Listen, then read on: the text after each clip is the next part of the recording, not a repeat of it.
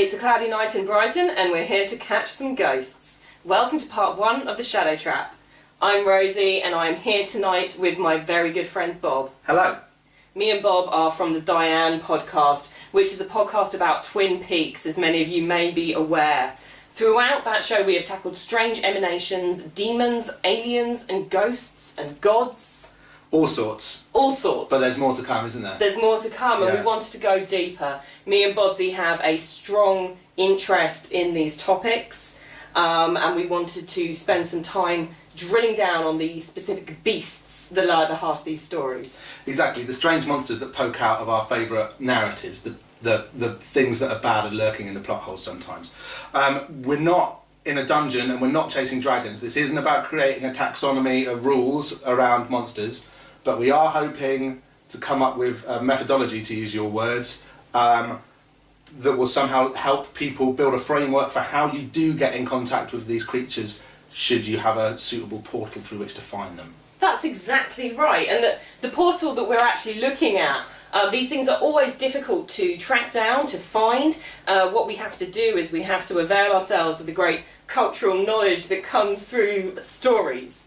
That comes through various films, TV shows, books, I suppose. These are the ways in which the human imagination has tried to grasp its method of contact with the other world. Exactly. When you're dealing with things which may not be real, you might as well come up with a story to explain it rather than a scientific study. Exactly. So every week we will be looking at various different texts.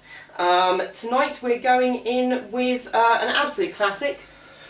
The Innocents, 1961, directed by Jack Clayton and starring Deborah Kerr. That's right, we're settling in for a ghost story. As Rosie says, it's an absolute classic, and it is available to watch on YouTube for free with funky Spanish subtitles on the bottom. Absolutely, me gusta. So if you haven't seen The Innocents and you don't want to spoilerise yourself really badly on it, then go and do that. Spend a couple of hours watching what is surely one of the best ghost movies ever made, and then come back and listen to us talk about it, which we're going to do now. Yep. It's a cracking old haunted house ghost story, The Innocents. It's directed by a guy called Jack Clayton, who has got one of those quite interesting Wikipedia pages. One of the reasons that we've started is because he's a local boy. He was brought up in Brighton before moving to, the Ealing area as a young man to work in the British film industry there. As you're reading through his biography, you kind of get a sense of a gentleman who was kind of like an auteur who never quite had the projects to work on to really sort of stamp his creative voice onto things. He worked for a long time as a director of photography on a lot of great stuff, worked as a great editor, but only kind of actually directed half a dozen or so films, of which the most kind of complete and pure and brilliant, one would have to say, is The Innocents. He's the kind of guy who had like one of those very tempestuous kind of, even though he didn't work in Hollywood much, he had a very sort of Hollywood-esque personal life. And as you're reading his biography, you're kind of looking for an explanation, and then kind of several Wikipedia sections down it says, due to years of alcohol abuse. Right. And you're like, right, okay, this is the story that this guy was drunk all the time, and that's why he was up to so much weird stuff. Right. It is a shame. I mean, I'm not familiar with any of his other work at all. No. But The Innocents, I watched The Innocents during the week when I watched Blade Runner for the first time, and then the new Blade Runner, and obviously they're great films, very enjoyable. I'm sure everyone has actually already seen them. They may have opinions on them, you never know. You never know. But The Innocents was the one that really stuck with me. I couldn't get it out of my head. I thought it was a fantastic ghost story. Great. What was it that kind of really sat with you? Because for me, the image of the ghostly woman appearing in the centre of the pond is one of the most perfect kind of representations of what looking at a ghost would feel like on a movie screen. Yeah, I mean, it was that shot. I couldn't stop thinking about it. I think there's various different forms in which ghosts kind of come to us in fiction, but Victorian lady ghosts are a real staple. They do appear to be the best ones, don't they? they always absolutely terrify me. It was a fantastic shot. Right, yeah. And the film's full of them. It's a really kind of classically constructed and brilliantly sort of made film. It's quite famously an adaptation of Henry James's Turn of the Screw, his 1898 novel, which, as far as my English lit reckoning goes, Henry James was a modernist writer, and The Turn of the Screw kind of bridges the traditional, if you like, ghost novel or gothic novel into like a modernist idiom by blurring the kind of distinction between whether this weird event that we're witnessing is purely a matter of psychology or purely a matter of the supernatural, and it kind of brings those two things together. And although I suspect James's project was to try to rationalise the ghost story somewhat and make it seem like the psychological reading was the best one, I think when you look at it now, you get the sense that what it really does is it kind of enlightens how much the supernatural and the psychological interface with each other, and how how strange psychology feels magical and like it's come from another universe. And I think The Innocents really gets that in, because it has this very sort of classic Victorian house, ancient creaky wood kind of set up to it, these beautiful kind of landscape gardens, which we'll talk about in a bit. But within that, it's using really sharp, smart, kind of contemporary 60s filmmaking techniques to make you feel that you're actually doing something that's really engaging with you in a grown-up, speaking to you in your own language somehow. Yeah, you're not sure what you're seeing a lot of the time. You doubt whether... I think there's stuff to do with filmmaking language, which I don't know so much about. Hey, me neither. Brilliant. That kind of, so when you see the ghosts, it's often in a situation where you've seen Miss Giddens, who's our protagonist, kind of seeing them. You look at her face, and then you look at the ghost. You're constantly questioning whether the ghosts are really there. The shots are kept very fuzzy when the ghosts appear. It's really effective. You're not sure that, and there's this very strong other possible reading throughout, which is just that Miss Giddens is very sexually repressed and going a bit crazy, isolated in this house with the two children. Why don't we start at the beginning and go through the plot a bit? So, yes. We open with Miss Giddens, who is played by Deborah Kerr brilliantly. Really, really good. Great performance. She thought it was the best performance of her career. Right. The film never really got much recognition during her lifetime, which is a shame. That is a shame, yeah. She has a wonderful brittleness to her. She's very sort of glamorous and beautiful, but she's playing a classic, repressed Victorian woman. Yep. And the way that she seems to embody that, she never really seems to change very much, and yet somehow you are aware that she really is, and this kind of very capable and together person that we see at the beginning, although there are very few kind of outward changes in her behaviour and demeanour, something's not right. Something's not quite right with her. Yeah, certainly by the end. Yeah. So she meets, it starts with her being interviewed for a job. It does. She's going to be a governess for these two children who kind of, through the death of their parents, have been orphaned and kind of left in the care of this uncle. And he doesn't care. He does not care about them. He's not even remotely interested in them. He's very upfront about that. He says to her, look, I have no space in my life. I'm not interested in these kids. It's implied that his lifestyle is very much elsewhere. He's a popular man in London. I think it's strongly implied that he's gay. Do you know what? I didn't pick up on that at all. My interpretation of it was that he was a member of a satanic child sacrificing cult, and he didn't want to, sacrifice his own brother's children, so he thought he'd better keep them at arm's length. But actually, to be like the way that he talks about his life and how it's so it cannot go near children. He enjoys his life, he has a really fun time, but children have no part of it whatsoever. And he says, I'm a bachelor, but I'm not lonely at all. You know, he's very upfront. He's asking Miss Giddens if she has imagination. You know, I would say there's a really good discussion of this kind of subtextual stuff in The Innocents at a website called girlmeetsfreak.com. Brilliant discussion there. Right, because it's just interesting, isn't it, the way that we're reading like an 1890s description of that guy talking about his sexuality as openly as he can, and then we're seeing it through the 60s lens of being like, well, maybe this is more obvious now than it would have been in Henry James's time. So he's got these two kids. He's not interested. The previous governess is one of those weird like nursey, teachery, looking after the kids roles that we kind of don't have anymore. But like a nanny, but who also teaches. Like a very edifying nanny.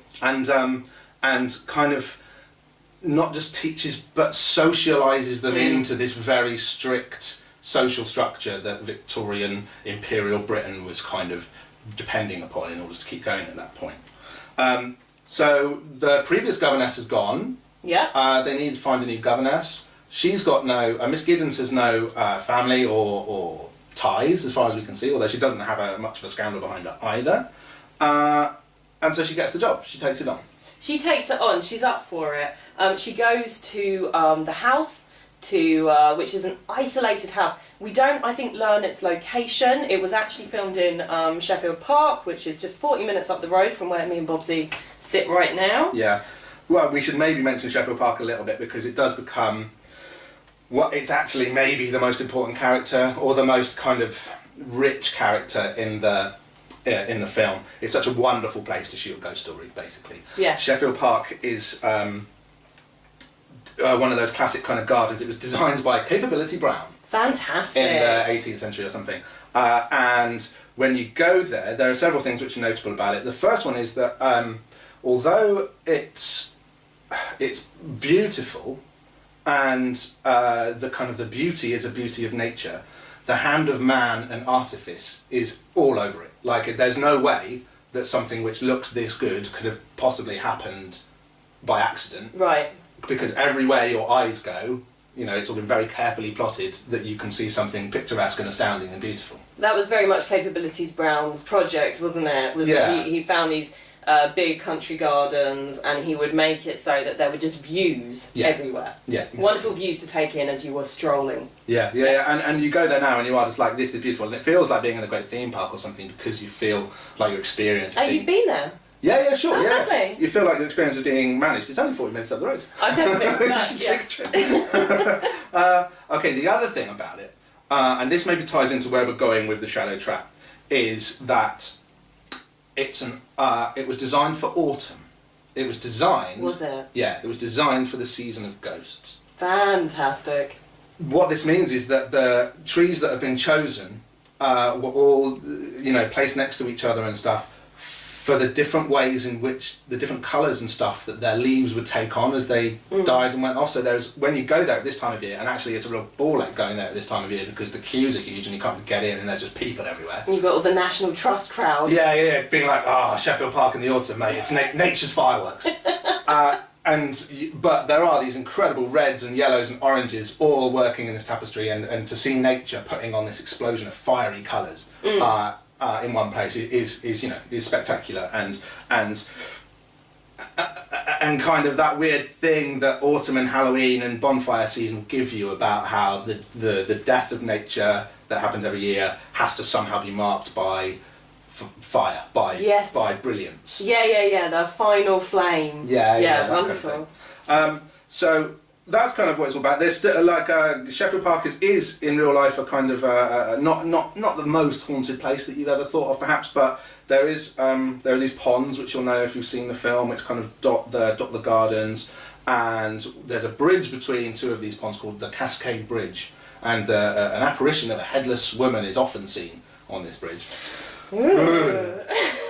Coming up to date a bit more, in 2001, very sadly, a woman named Florence Bristow, Florence Bristow, had a heart attack and rode her mobility scooter into one of the ponds. Oh my goodness. Yeah, and died. And then in 2004, a mysterious photo was circulated where a man had been, visiting Sheffield Park Gardens, had his photo taken, and there's quite an eerie old woman standing behind him in this photo. I've seen the picture. It was one Christopher Petty took pictures of his day, and yes, there's a very spooky old lady in the background. Yeah, who does, at a certain angle, look a bit like it could be old Florence. Oh God, I didn't know that context. That's horrific. So whatever it is or does, Sheffield Park Gardens appears to have a bit of an affinity for the ghostly, and that may be one of the things we're going to think about on the Shadow Trap, I believe, is one of the questions that we're hoping to explore in the description of the methodology is, where should we go? Exactly. So what is it about Sheffield Park that makes it such a good place for ghosts? Yes. I think we've touched upon a few of those things before. There's a big house, it's an old house, there are natural open spaces that are nevertheless constructed. They've had a human context kind of put into them. Maybe that makes human apparitions, and those are the kind of ghosts that we're talking about here. We're not talking about spirits in the general sense. No. We're going to get into this in later episodes of the Shadow Trap, what the differences, the fine differences between these types of apparition are. But we're talking about revenants, basically. We're talking about people who are dead, and yet somehow they're still standing in front of you and you can see them. They may be the recently dead, they may be the long dead, but they are different to, what you might think of a poltergeist infestation, or a demonic infestation, or a kind of a magical infestation. Yes, I think of these as ghosts with a name and a story. Yes, we're dealing with tonight. Yeah, absolutely. Yep. And that's that gives you a way into lots of things. That's how maybe you get rid of them. That's how you welcome them. These, knowing that about them, that there actually is an echo of a human in there, maybe tells us quite a lot about what we need to know. Yep.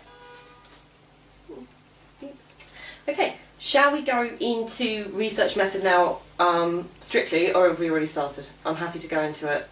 No, we've teed it up. We've teed it up? Here we go. Let's okay. Yeah.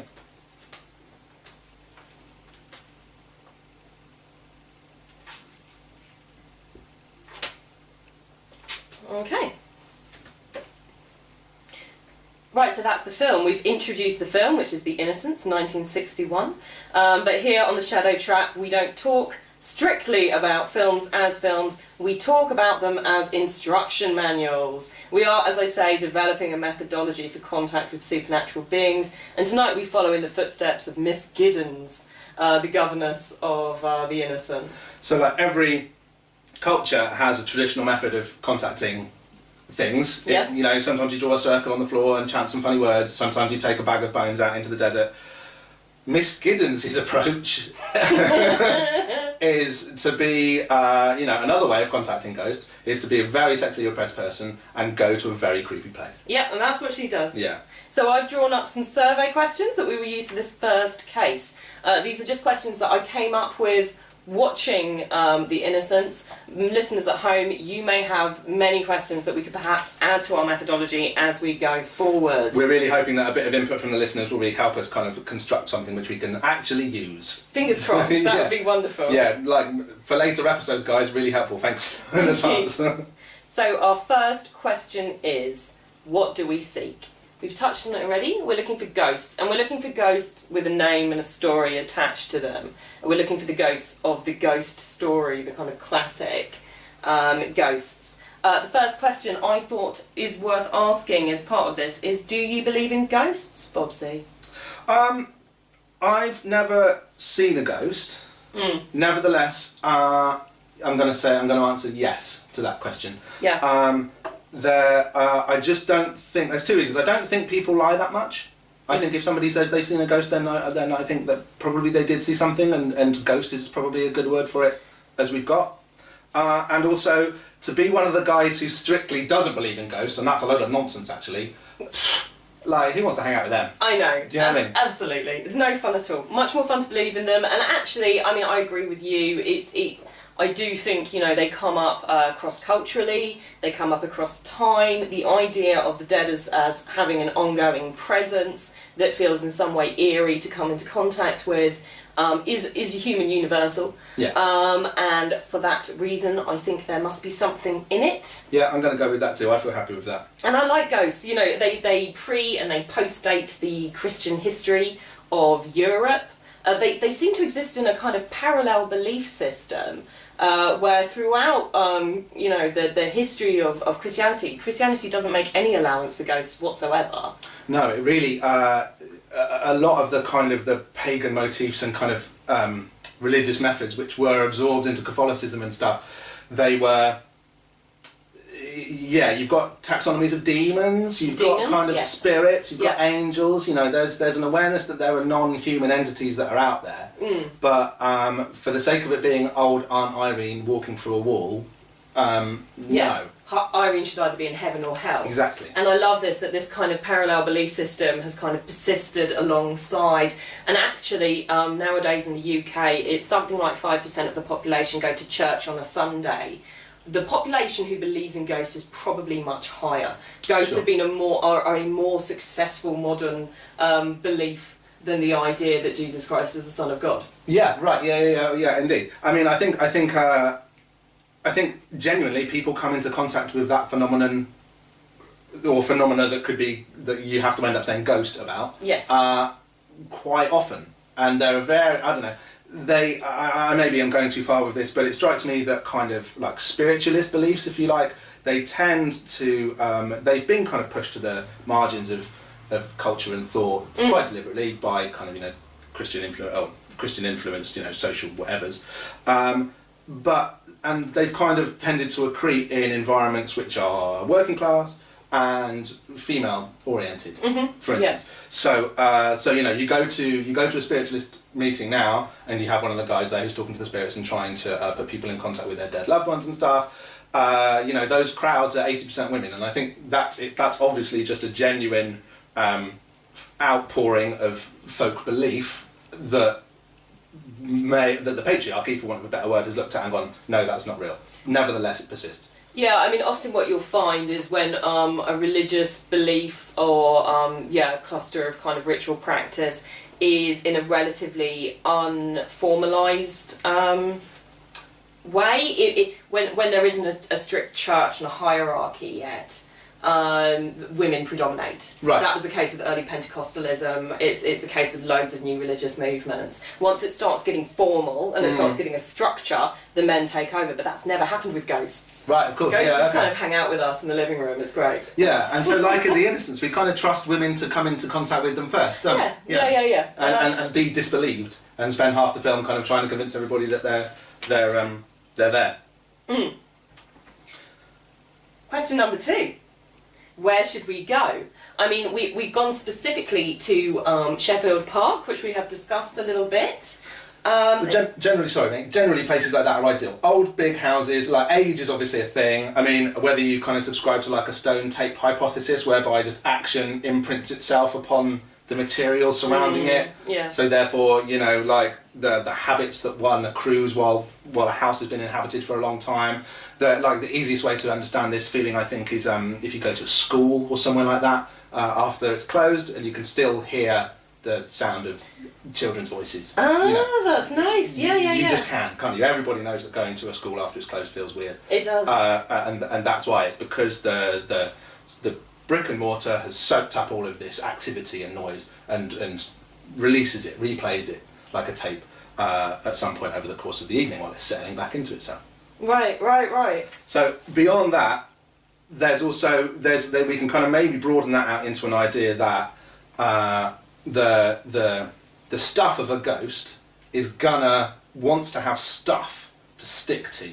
Okay. So that's why even though the ghosts that we get in The Innocents are outside of the house, or actually more technically on the liminal point, we off there around doorways or windows and stuff. Yeah, they're trying to get in. Yeah. Like I say, Sheffield Park, although it's outdoors, it's constructed and it's protected from the elements in a way.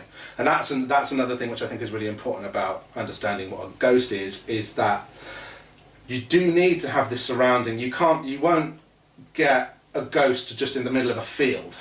Without that kind of material substrate there, it won't have anything to bounce off almost. Right. So it needs to be haunting something. Yeah. And that can be a gardens, but like we say, this gardens is a structure. It's not just ground. It was put there. Yeah. Or a house, or old house, or ruined house, or something that's kind of had man's hands on it before. And it feels perfect that it's a country house, that it's part of the landed gentry. This was a class of people, or are a class of people, who have a lot more building than they have people to put in it. yeah, absolutely. Well, that's one of the really weird. That's actually kind of one of the things in this house in The Innocents with Bly. Yes. They always call it, and that always makes me just think of Bly's spirit, but whatever. That this house is kind of being shut down, isn't it? It's in the process of going into disuse because it's on the cusp of this transition from a feudal, basically, system, or a kind of Victorian wealthified version of that into the modern world. And suddenly, this manor house is a hub of the local agricultural community. Doesn't really need itself anymore. Yeah, I mean, that's an interesting thing, isn't it? As Miss Giddens gets there, she's so taken with this grand house and the beautiful grounds, of course, and yet you do get the feeling it's hugely diminished. The staff is down to maybe 3 people. Yeah, of whom we only ever see one, really. Yeah, whom we only ever... Yeah, there's a brief shot of another chambermaid or something. Yeah. But really, it's being run on a skeleton staff. It's no longer the hub of the community that these grand country houses would once have been, providing employment for all sorts of people. It is shutting down, it's closing, it's already something of a shadow of its former self. Sure, and that space that absence creates is perfect. It's a ghost-walking vacuum. territory. Yeah, exactly. And we know what nature thinks of vacuums. Whores. Whores. Question 3: where do they come from? Where do ghosts come from? Where do ghosts come from? Well, the ghosts we're talking about tonight seem to come from strong passions. Yeah. Right? Yeah. And like you were saying, Bobsy, about the idea of imprinting, I think that's the way lots of us kind of think in our heads about ghosts, where there's been a strong emotional story has taken place, a ghost might spring up out of it. Yeah, that's the thing, isn't it? So like you could have that stone tape thing I was just talking about. It can either happen through repetition, just lots of kind of normal things happening, right? Or one particularly abnormal thing happening. Yes. They both leave that imprint on the environment. Yeah, absolutely. And that's what we see actually in The Innocents. We learn quite quickly the story of the previous governess, Miss Jessup, and her lover, Peter Quint, who was a gamekeeper? Yeah, kind of just like groundsman. Groundsman. Basically like, the strong guy who's kind of walking around being horrible. Yeah, looked after the house.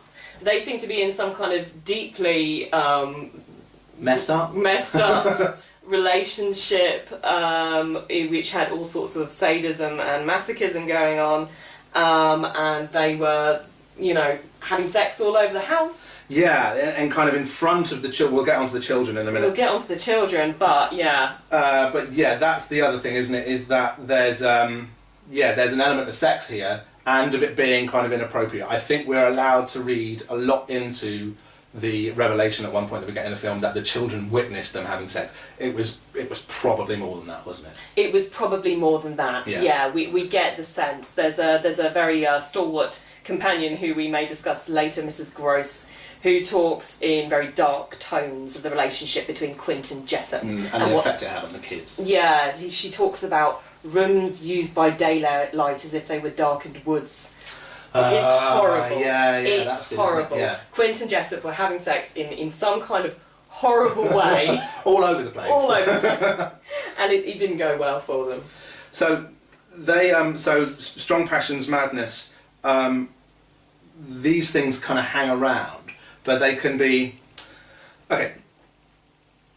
One of the reasons that I wanted us to do The Innocents is this, as our first Shadow Trap episode, was because it does give us a bit of a link back to Twin Peaks. It does, yeah. The link. So we've discussed how Miss Giddens is whatever this event is. We don't actually know whether it's a haunting or just Miss Giddens's delusion that something bad is happening. Now, the precise details of her delusion are, although we see it as the cinema viewers through the appearance of these apparitions of these dead people, for her, these dead people are malevolent entities that have somehow or other taken over the 2 children in the house. Now, they appear to have done so through a process of abusive behaviour. Yep. There's a lot is made of the kind of the unhealthy sadomasochistic relationship really that existed between Quint and Miles, our young boy. There's a lot of him. It describes how he followed him around and did whatever he was told. Yeah, Mrs. Gross said it was disgusting to watch the way Miles followed Quint around. Yeah. If you kind of... So basically what she's thinking is that there are these malevolent entities, these bad magicians, these Dugpas, and what they've managed to do is literally inhabit the bodies of these 2 children, who are frequently spoken of as being wonderful children, full of natural energy, full of life, smart, brilliant, and kind of tragic because they've already lost their parents at such a young age. Yes, absolutely. Now, if you follow the details of that a little bit, this is Laura Palmer's story. Quint is Bob. Right.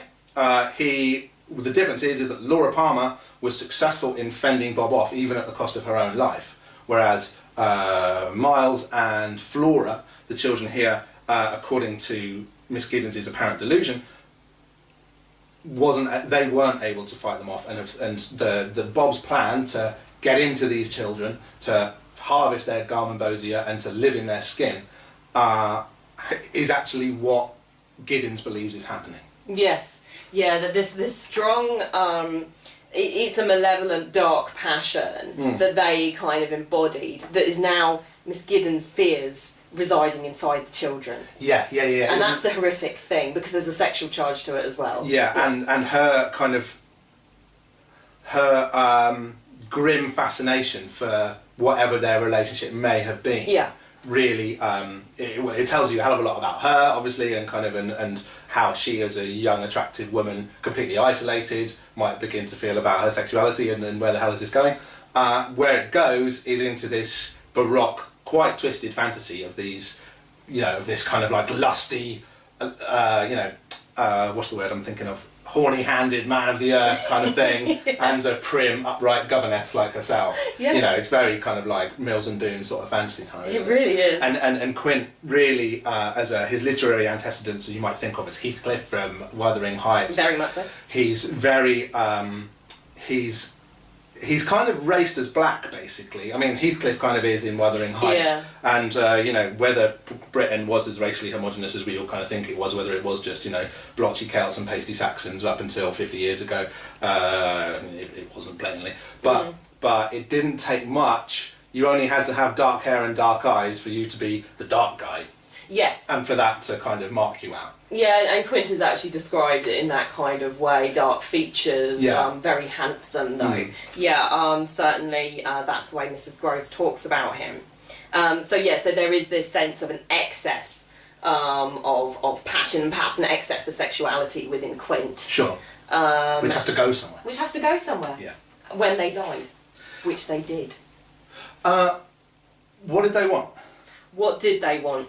My feeling is what ghosts want. So we've discussed kind of where they spring from.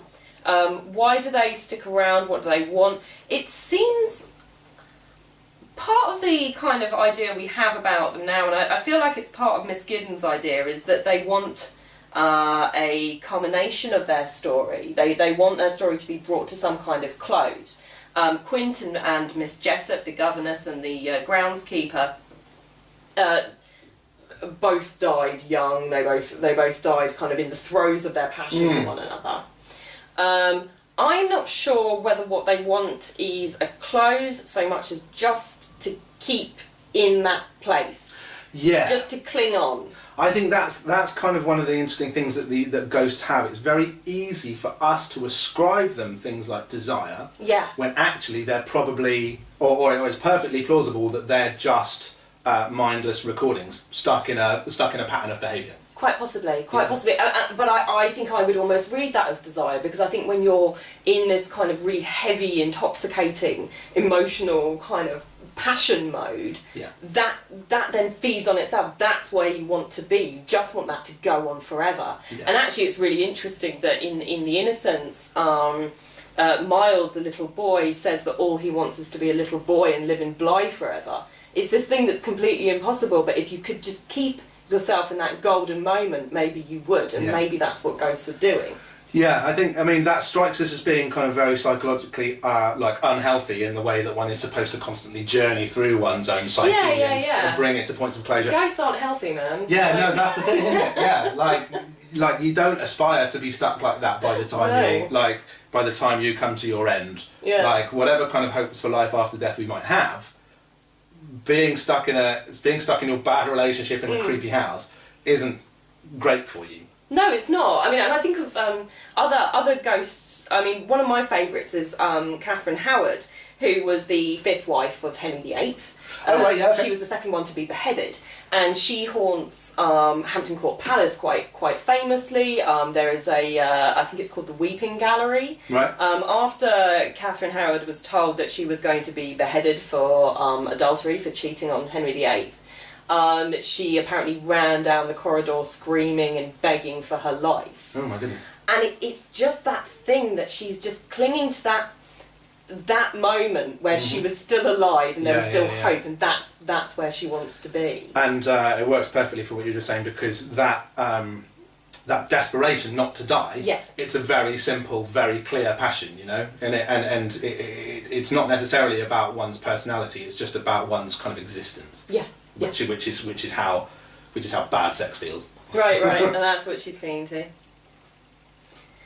So the next question. It's a really good one. Is what kind of disguise should we wear? Yeah. By which I mean, kind of what kind of person should we be if we're seeking to engage with these kinds of ghosts?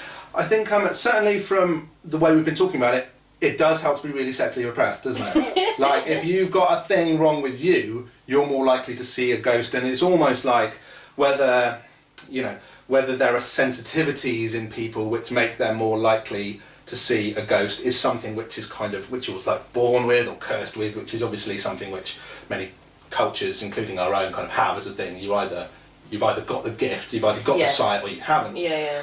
There's almost this other way of looking at it, and although the ghosts aren't going through therapy, like the person who sees the ghost is using the ghost as part of their therapy. Yeah. Unfortunately, it seems to be a bad way of going through therapy, because generally the person who has been seeing the ghosts gets pretty messed up by the end of the film. Yeah, it doesn't do them any good, does it? No. I mean, they probably could have gone with other methods. Yeah. Getting a partner. Perhaps. I mean, with Miss Giddens, she's explicitly described as a parson's daughter, so her father was a man of the cloth. Yeah. And that she lived in a house with lots of brothers and sisters. This is the first time she's moved out. She's certainly a virgin. Yeah. I think we can say that. And yeah, the idea that she is rather sensible and somewhat plain in her personality, and yet underneath there rides something much more sort of disquieting. And if Quint does have any kind of consciousness, then that's what he's feeding on, isn't it? Like that's what he wants. He knows that thing is there, and if anything, it reminds him very much of his lover in life. And not only does Giddens very clearly identify herself with her predecessor, but the whole place does. Yeah. The whole place just goes, you're the new one. You're the new Jessup. Yeah, absolutely. Yeah. Welcome to her story. Oh God, horrible. Yeah. And I think we're going to see it actually throughout the Shadow Trap. When we ask this question, what kind of person should we be? The answer, a virgin, is going to come up quite a lot. Yeah. And I think being a woman as well. I think a woman not otherwise marginalised is going to help, because who has marginal beliefs except for the marginalised. Yep. It's almost like by seeing a ghost and being prepared to admit to it, by going to the sheriff and saying, I think I've seen a ghost, and having him say, you're crazy. You're placing yourself outside of society's safe reaches somehow. It's true. Yeah. Next question.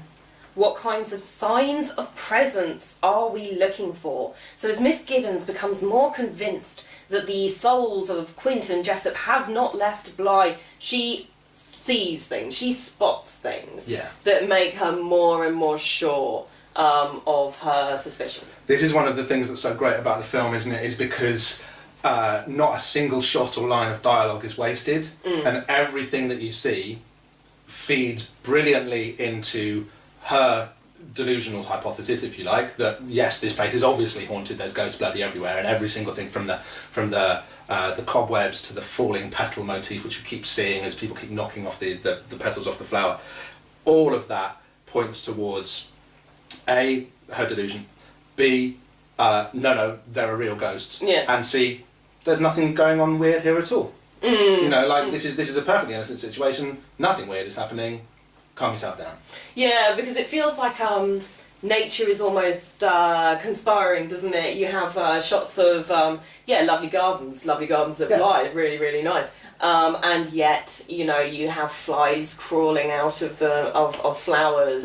You have, as you say, petals just sort of falling down as soon as Miss Giddens touches them. Yeah. It's all things that could just be completely innocent.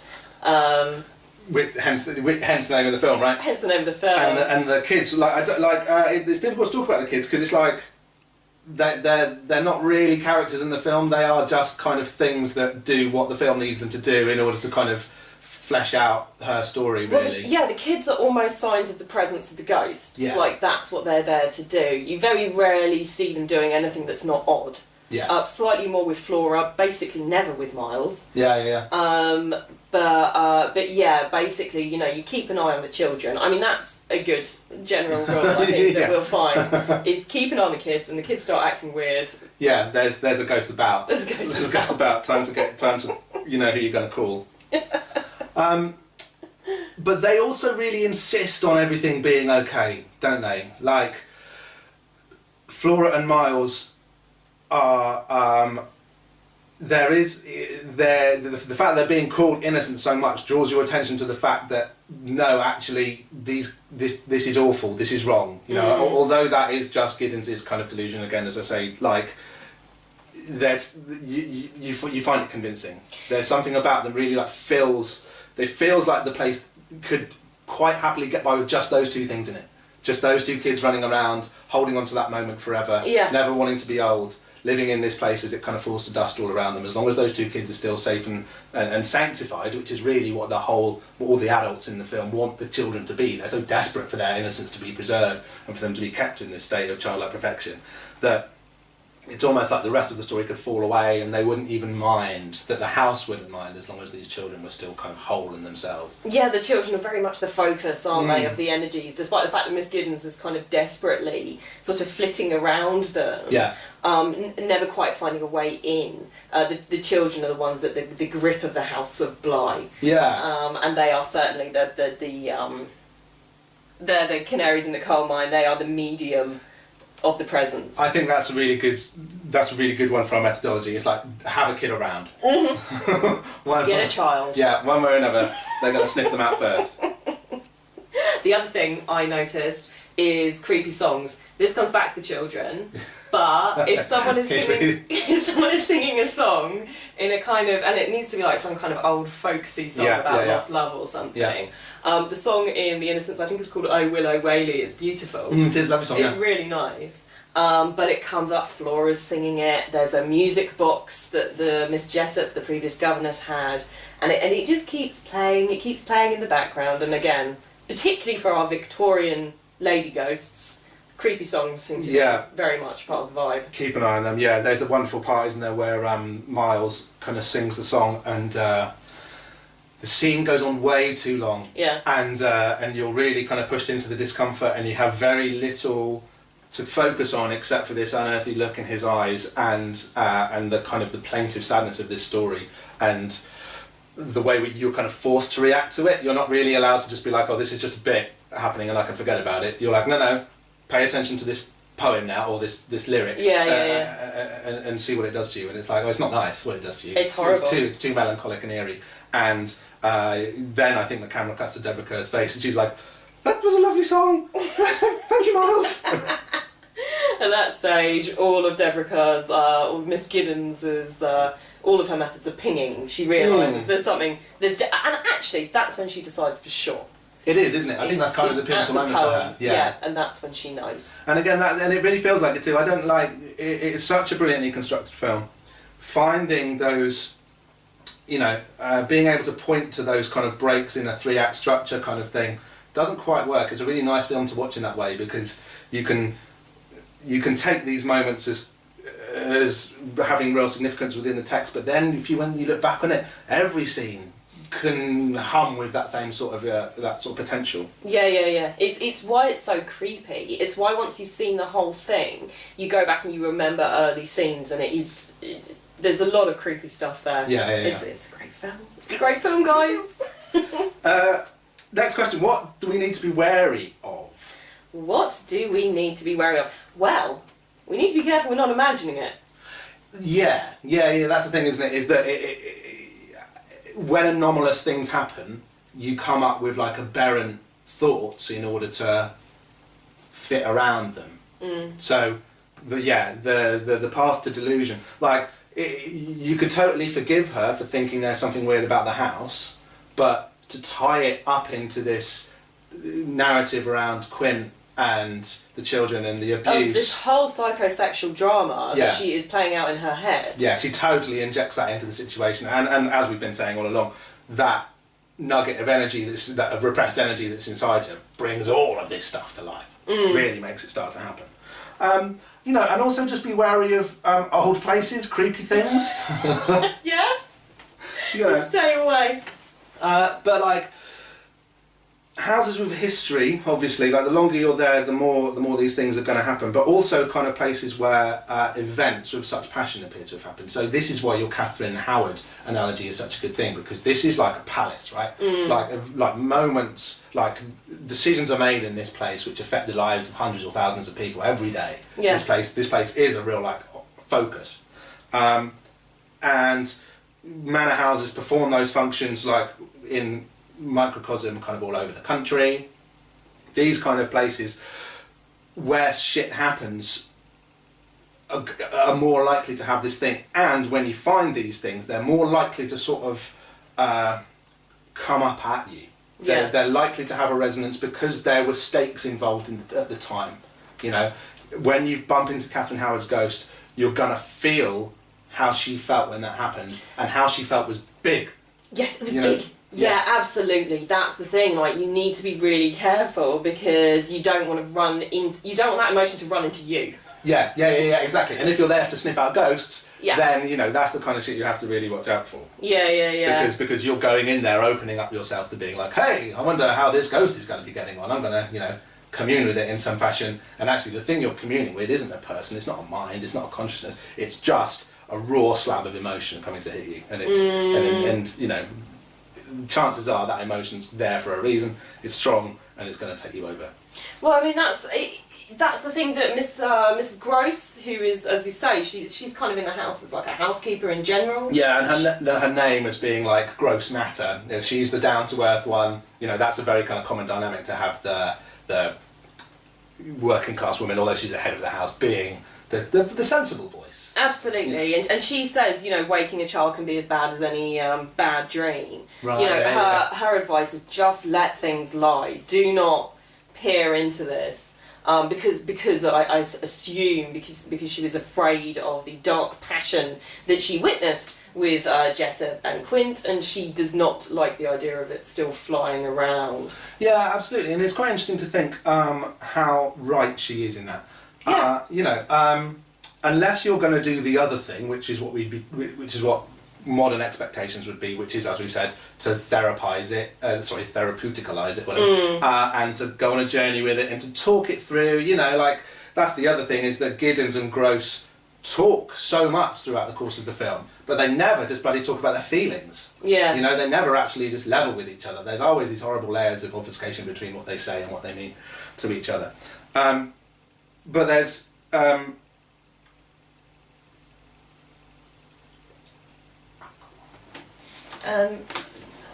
so you were saying they don't talk about their feelings. You might want a therapeutic. But the other way to do these things is just to ignore them. Like, what's the necessity in acknowledging this bad drama that's existed between Quint and Giddens' predecessor? Like, what value is it? Yeah. To dig it up and go back to it beyond that, the dreadful kind of curiosity that's making us make this podcast. That's it. Yeah. Isn't it? She's kind of convinced herself she's helping the children, but as we say, she really, really isn't. Yeah, absolutely. And there's a lot to be said for that as a shield, is just kind of saying, no, it doesn't exist. Yeah. And that is its own magic in a way. I think vanishing. That's a really good thing. That's a really good point. That makes me wonder if Miss Giddens, I think that the innocence comes down on the idea that there is a kind of reality to the haunting. Yeah. There is an objective reality to it, although obviously you can read it both ways and it's beautifully set up to do so.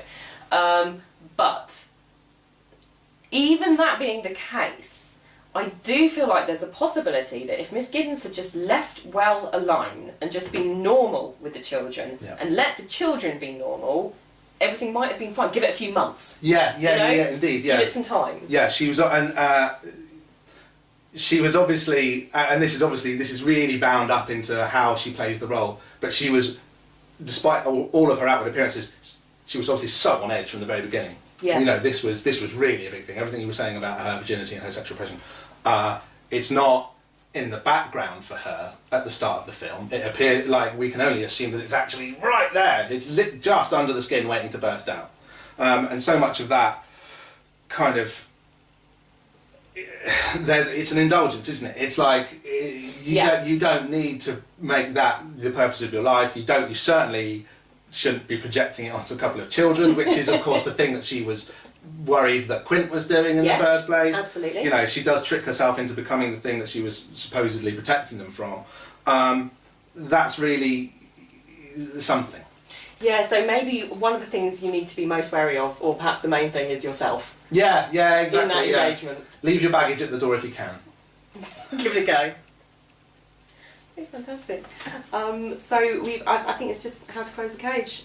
Yeah? This is going great, right? It's going great. Apart from me not getting it, you can cut that bit out, right? Or... I think I'll just leave it in. I'll cut it out for the audio and I'll just leave it in for the video because it's fine. Oh, Those are our friends on Patreon. Yeah, that's fine. No, if they're paying money to see me humiliate myself, Okay. Last question then. okay. Oh, sorry. Okay. No, you did nothing. No, you do. No, you don't. Okay. Last question then is how to close the cage. In this, we are hoping to have more success than Miss Giddens. Yeah, you can't just let the drama play itself out because, as we've established, that doesn't really have any meaning. This kind of circle of a trap, which is what most ghostly apparitions that of this sort seem to be about, they're going to carry on again. And they'll do the same to the next guy who comes along. Right, because they're about repetition. Yeah, exactly. Yeah. So whatever you may get from it by being Miss Giddens and using it as a mirror to work through, or fail to work through your own issues, you don't really need to have that with you. Yeah, I mean, there's don't try and turn it into a journey. Don't try and turn it into a process. Just observe it, let it happen, and sort of see the patterns for what they are. Try and understand them in a way which doesn't, as we've said, involve your being too much. Do you think that's what she should have gone into some like mindfulness stuff with it and just kind of observed the patterns kind of coming and going? Yeah, I mean, I think so. No, because she had a duty to look after these children and that. But for us as ghost hunters, okay, I think that's what we can. That's how we close the cage on it. Is by you chronicle it, you chart it. And you don't give it that extra surplus of energy from your own heart, I love that. Yeah, you just get it in the book, you write it down, and then you shut the door, you go on to the next case. Well, I like that. Yeah, I'm reading your notes. You say, you've written here, speak its name. Well, speak its name. I mean, this is what Miss Giddens actually tries to do. She tries to get Miles to say the name of the person who's making him behave so oddly. She wants him to say Peter Quint. That's what she kind of ends up completely fixated on, that goes in a way that it goes at the end of the film, and you can watch it and you can see. Yeah. And that's the point where you have to make your decision about whether this has happened or not, because there is a supernatural reading there which was really begging to be told at the end. Watch The Innocents, listeners, and tell us what you think. Absolutely, but certainly speaking the name of the beast is really, really old magic.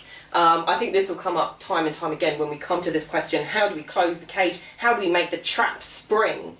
The idea that you, the true name, it's true name magic. I think you can find it on Wikipedia. But the idea that the real name of something holds great power is, again, it's cross-cultural. Mm-hmm. You see it in all sorts of religious and sort of cultural contexts all over the world. Knowing something's name is how you can banish particular types of demons. It's in Rumpelstiltskin. It comes up time and time again. Yeah, and that's what it's like. Our kind of the best tech that humans developed for this is the word. Is the word, isn't it? Yeah, and it was, and that's kind of also the first thing that we developed, maybe, that made us sit apart from these spirits and from these animals that we were living with, monsters that we were living with prior to that. As the Bible speculates, in the beginning was the word.